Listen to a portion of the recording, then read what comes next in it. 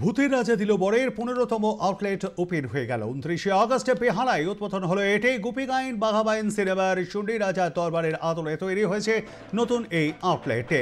অভিনেতা আবির চট্টোপাধ্যায়ের হাত ধরেই উদ্বোধন করা হয় এটি। আউটলেটের বিশেষত্ব হলো রূপোর থালা বাটিতে সাবেকি বাঙালি খাবার পরিবেশন করা হয় এখানে।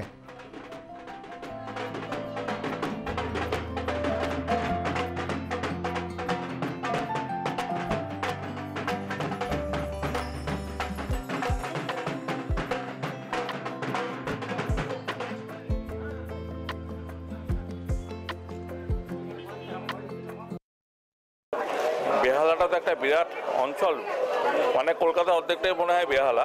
তো এই জায়গাটা আমাদের ছিল না। এখানকার যারা কাস্টমার তারা এখান থেকে আমাদের যাদবপুরে যেত, নিয়ারেস্ট, অনেকটাই দূর। তো তাদের এটা ডিমান্ড ছিল যে বেহালা অঞ্চলে যদি একটা ভূতের রাজা দিল বড় হয় খুব ভালো হয়। তো তাদের কথা মাথায় রেখে আমরা এই যাদবপুর থেকে বেহালাতে আমরা আসলাম, 15 নম্বর আউটলেট আমরা ওপেন করলাম। আর এটা থিম হচ্ছে শুন্ডি রাজা রাজদরবার।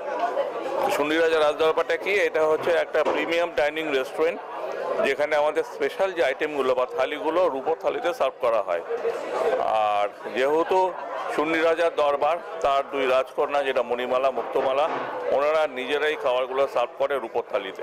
ডেফিনেটলি খুব ভালো লাগছে। ভূতের রাজা দিল বরের গোটা টিমকে, রাজীব এবং গোটা টিমকে আমি শুভেচ্ছা জানাই। এটা ওদের 15তম আউটলেট এবং আজকে আমরা শুনলাম যে ইতিমধ্যেই দেশের বাইরেও ছিল, আরও অন্যান্য জায়গায় যেরকম লন্ডন বা দেশের মধ্যে, রাজ্যের মধ্যে বিভিন্ন জায়গায় ওরা ওদের শাখা প্রশাখা বিস্তার করছে। সেটা অত্যন্ত আনন্দের খবর, গর্বের খবর।